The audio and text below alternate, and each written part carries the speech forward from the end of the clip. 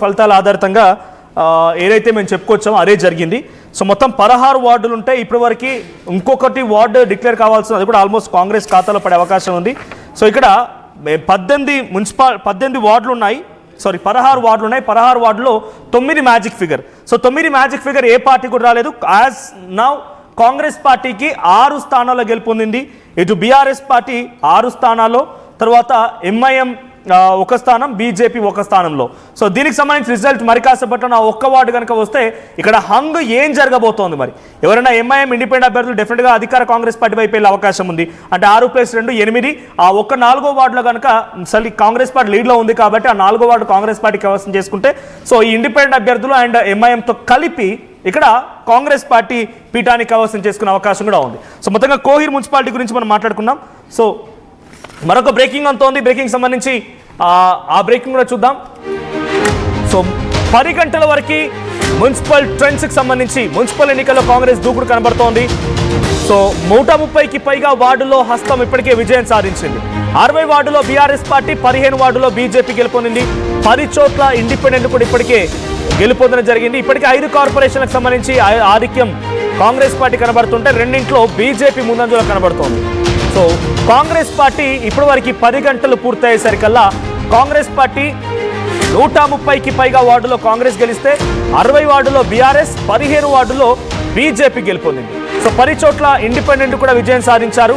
So 5 కార్పొరేషన్లో ఇంకా హస్తం పార్టీయే హవా కొనసాగిస్తోంది.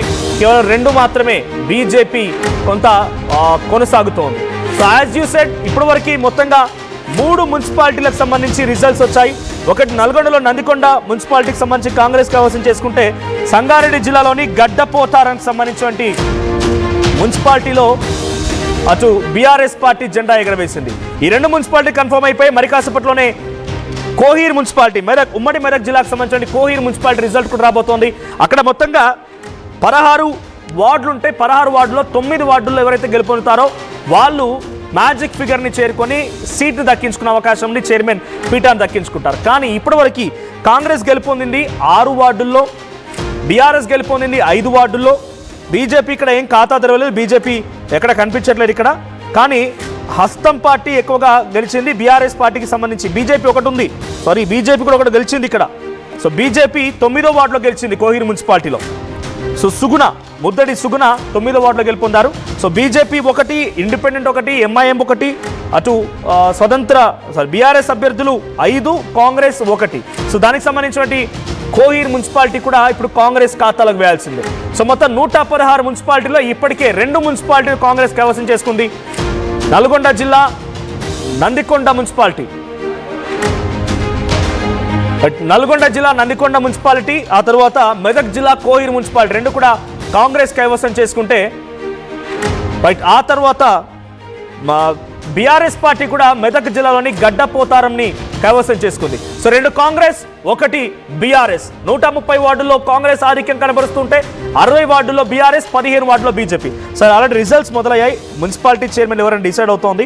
సో మనం చెప్తున్నట్టుగానే యాజ్ ఇట్ ఈస్ రిజల్ట్స్ వస్తూ ఉన్నాయి. కోహిర్ అండ్ నందికొండ 2లో కాంగ్రెస్ అండ్ 1 గడ్డపోతారంలో బీఆర్ఎస్ కైవసం చేసుకుంది. ఎలా చూడాలి? వస్తున్నాయి. గడ్డపోతారంలో బీఆర్ఎస్ మనం ఇచ్చిన సర్వే ప్రకారం మొత్తం 18 వార్డులకు కాను బీఆర్ఎస్ దాదాపు 11 వార్డులు గెలుచుకొని మొత్తం మున్సిపాలిటీని కైవసం చేసుకుని చెప్పాం. అట్లాగే కాంగ్రెస్ 6 స్థానాలు అండ్ బీజేపీ 1 స్థానంలో గెలుచుకుని చెప్పాం. ఇప్పటికే బీఆర్ఎస్ అయితే గడ్డపోతారం మున్సిపాలిటీని కైవసం చేసుకుంది. మిగతాయి చూస్తే నందికొండ, ఇంకోటి మీరు చెప్పింది ఏంటి, కోహిర్, ఈ 2 కూడా కాంగ్రెస్ పక్షాన వెళ్ళిపోయినాయి. నందికొండ అయితే నల్గొండ జిల్లాలో ఉంది. అది ఖచ్చితంగా నందికొండతో పాటు మిగతా అన్ని మున్సిపాలిటీలు కూడా కాంగ్రెస్ పక్షాన వెళ్ళే అవకాశం అయితే కనిపిస్తుంది. దీంతోపాటు చూస్తే ట్రెండ్స్ అన్నీ అయితే వస్తున్నాయి. ఇంకోవైపు ఒకసారి కార్పొరేషన్ ఎన్నికలు కూడా చూద్దాం. కార్పొరేషన్ సంబంధించిన కూడా చూడాలి. మనం నిజామాబాద్, కరీంనగర్లో బీజేపీ హవా అయితే కనిపిస్తుంది. బీజేపీ ముందంజలో ఉంటుంది. ఎందుకంటే గతం నుంచి కూడా ఇక్కడ చాలా స్పష్టంగా బీజేపీకి మెజారిటీ సీట్లు అయితే వస్తున్నాయి. ముఖ్యంగా దాదాపు 22 స్థానాల నుంచి 23 స్థానాల వరకు కరీంనగర్లో బీజేపీ మెజారిటీ స్థానాలు సాధించే అవకాశం ఉంది. ఎందుకంటే అక్కడ మొత్తం 66 స్థానాలు ఉన్నాయి. అట్లాగే నిజామాబాద్ జిల్లాలో కూడా మొత్తం 66 డివిజన్స్ ఉంటాయి. అక్కడ మెజారిటీ దాదాపు 22 స్థానాల్లో బీజేపీ మెజారిటీ స్థానాలు దక్కించుకునే అవకాశం ఉంది. అయితే దానికి పోటాపోటీగా కాంగ్రెస్ నుంచి కూడా వస్తుంది. దాదాపు 18 స్థానాల్లో కాంగ్రెస్ విజయం సాధించే అవకాశం కనిపిస్తోంది. మొత్తం మీద చూస్తే ట్రెండ్స్లో మెజారిటీ స్థానాలన్నీ కూడా కాంగ్రెస్ వైపు వెళ్తున్నాయి. ఇటు మున్సిపాలిటీ వార్డులు కానీ లేదంటే కార్పొరేషన్లు ఉన్న డివిజన్లో మెజారిటీ స్థానాలు కాంగ్రెస్ వైపు వెళ్తున్నాయి. Except Karimnagar and Nizamabad. మనం చెప్పినట్టు మహబూబ్ నగర్ జిల్లాలో మెజారిటీ కార్పొరేషన్లో కూడా కాంగ్రెస్ హవా అయితే కనిపిస్తోంది. మిగిలిన రామగుండం కావచ్చు, మంచిర్యాల కావచ్చు, కొత్తగూడెం కావచ్చు. కొత్తగూడెంలో మీరు అన్నట్టు సిపిఐకి కాంగ్రెస్కి మధ్య ఉన్న పొత్తు చెడిపోయింది. అక్కడ నిజానికి సిపిఐ ఇప్పుడు అక్కడ చాలా చిత్రంగా, అంతకుముందు అయితే ఏ పార్టీకి అయితే వ్యతిరేకించి బయటకు వచ్చి ఏ బీఆర్ఎస్తో అయితే అంత గతంలో ఉన్న పొత్తును తొలగించుకొని కాంగ్రెస్తో జతకట్టిందో, మళ్ళీ ఇప్పుడు కాంగ్రెస్తో ఆ పొత్తును తెంచుకొని ఇప్పుడు ఈ మున్సిపల్ కార్పొరేషన్ ఎన్నికల్లో ఇప్పుడు మళ్ళీ బీఆర్ఎస్తో జతకట్టడానికి సిద్ధమైంది.